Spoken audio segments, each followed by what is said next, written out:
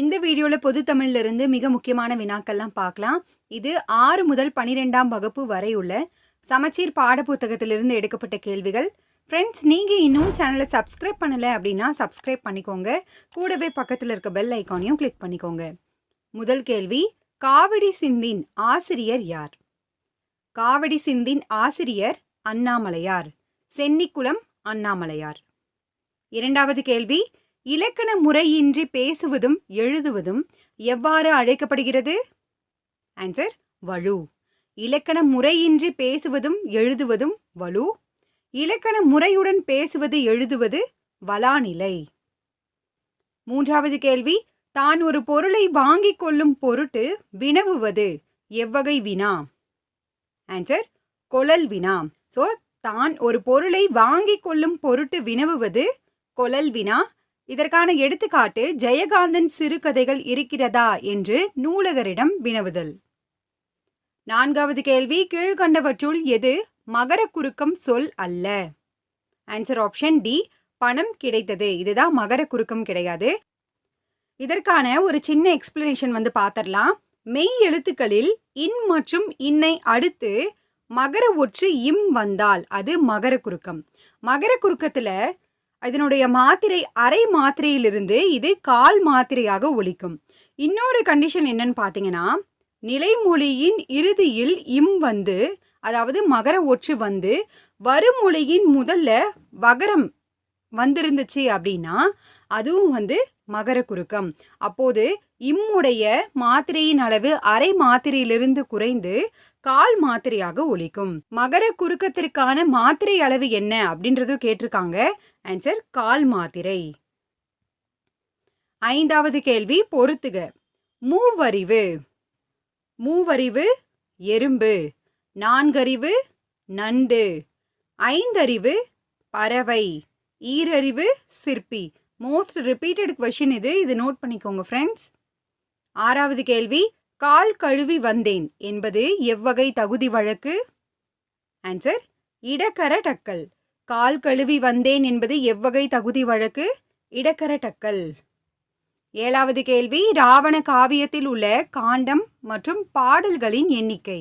இதுவும் repeated question. Answer, 5 காண்டங்கள் Ravana காவியத்தில் இருக்கு. மொத்த பாடல்களின் எண்ணிக்கை 3100. எட்டாவது கேள்வி, எழிலோவியம் என்னும் நூலின் ஆசிரியர் யார்? ஆன்சர், வாணிதாசன். எழிலோவியம் என்னும் நூலின் ஆசிரியர் வாணிதாசன். ஒன்பதாவது கேள்வி, தென்னிந்திய சமூக சீர்திருத்தத்தின் தந்தை என்று அழைக்கப்படுபவர் யார்? Most repeated question. Answer, Iyothee Thass. தென்னிந்திய சமூக சீர்திருத்தத்தின் தந்தை அயோத்திதாசர். பத்தாவது கேள்வி, இவற்றுள் தவறான இணை எது?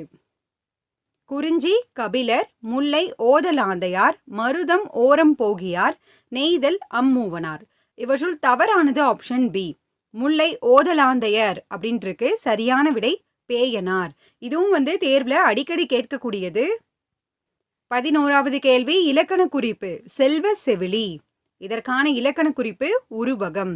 செல்வ செவிலி என்பதன் இலக்கண குறிப்பு உருவகம். 12வது கேள்வி, கல் என்பதன் வேர் சொல்லின் பதம் அறிக.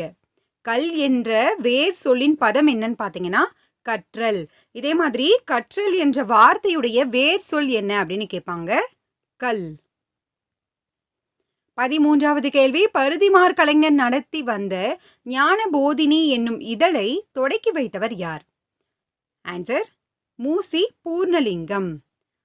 ஸோ ஞான போதினி அப்படின்றது யார் நடத்திய இதழ் அப்படின்ற கேள்வியும் கேட்டிருக்காங்க. பருதிமார் கலைஞர். இதனை தொடக்கி வைத்தவர் யாருன்னு பார்த்தீங்கன்னா மூசி பூர்ணலிங்கம். 14வது கேள்வி, அவன் பொன்னன் என்பது எவ்வகை பெயர்? ஆன்சர், பொருட்பெயர். அவன் பொன்னன் என்பது பொருட்பெயர். 15வது கேள்வி, அடிதோறும் 4 சீர்களை பெற்று வருவது? ஆன்சர், நேரடி அல்லது அளவடி. அடிதோறும் 4 சீர்கள் வந்துச்சு அப்படின்னா அது நேரடி. நேரடியோடைய இன்னொரு பெயர் அளவடி. 2 சீர்கள் வந்தது அப்படின்னா அது குறளடி. 3 சீர்கள் சிந்தடி. 5 சீர்கள் வந்தது அப்படின்னா அது நெடிலடி. 5ற்கும் மேற்பட்ட சீர்கள் வந்துச்சு அப்படின்னா அது களி நெடிலடி. இது பொறுத்துகளையும் கேட்டிருக்காங்க, அப்ஜெக்டிவ்லையும் நமக்கு கேட்டிருக்காங்க ஃப்ரெண்ட்ஸ், பார்த்துக்கோங்க. அடுத்து 16வது கேள்வி, ஐங்குறு நூற்றை தொகுத்தவர் யார்? Most repeated question. Answer Kudalur Kizhar. ஐங்குறு நூற்றை தொகுத்தவர் கூடலூர் கிழார். அடுத்து, பெருஞ்சூளையினால் ஆட்கொள்ள அடந்துய்ந்த தெருளும் உணர்வில்லாத சிறுமையேன் யான் என்றார். இவ்வடிகள் யாரை குறிப்பிடுகிறது? ஆன்சர் திருநாவுக்கரசர். சூளை நோயால் ஆட்கொள்ளப்பட்டவர் யார் அப்படின்ற கேள்வியும் கேட்பாங்க. யார் அப்படின்னா திருநாவுக்கரசர். 18வது கேள்வி, நமக்கு தொழில் கவிதை நாட்டிற்குழைத்தல் என்று கூறியவர் யார்? ஆன்சர் பாரதியார்.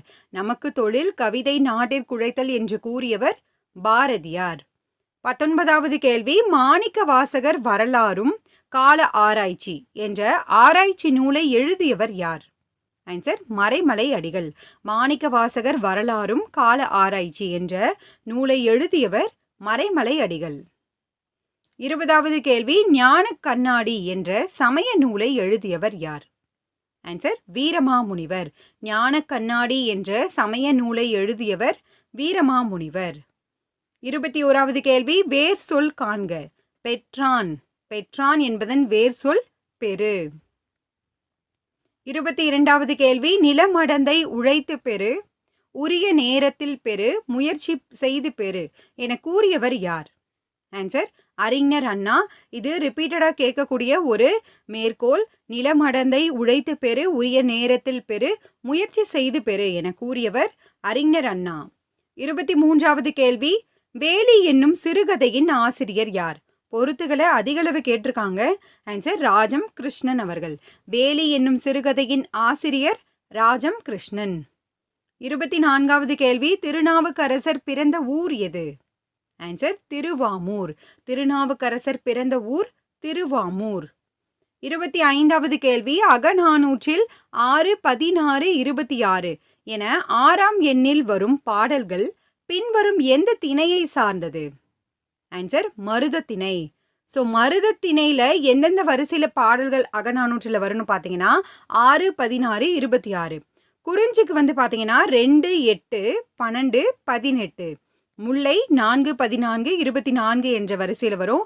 நெய்தல் திணைக்கு பார்த்தீங்கன்னா 10, 20, 30 அந்த வரிசையில் வரும்.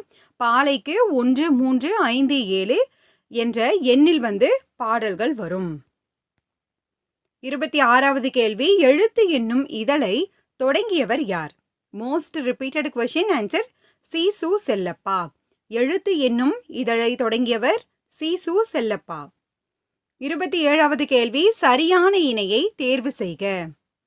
இதற்கான ஆன்சர் என்னன்னு பார்த்தீங்கன்னா வேதம் மான். ஆப்ஷன் டி தான் கரெக்டு. மறை என்பதன் பொருள், சரியான பொருள் பார்த்தீங்கன்னா வேதம். இந்த மறை என்பதன் பொருள் மான். இதில் எந்த இணை கரெக்டாக இருக்கோ அதை தான் நம்ம சூஸ் பண்ணணும். மறைக்கு தாமரை என்பதும் பொருள் தான். ஆனால் புலன் நமக்கு அதற்கான சரியான பொருளாக இருக்காது. அப்போது இதில் நம்ம சரியான இணையை நம்ம தேர்ந்தெடுக்கணும். அடுத்து 28வது கேள்வி, கவிதா திருக்குறள் கற்பித்தாள் என்பது பிறவினை வாக்கியம். கவிதா திருக்குறள் கற்பித்தாள் என்பது பிறவினை வாக்கியம். 29வது கேள்வி, நாட்டுப்புறவியலின் தந்தை என அழைக்கப்படுபவர் யார்? ஆன்சர் வானமாமலை. நாட்டுப்புறவியலின் தந்தை வானமாமலை.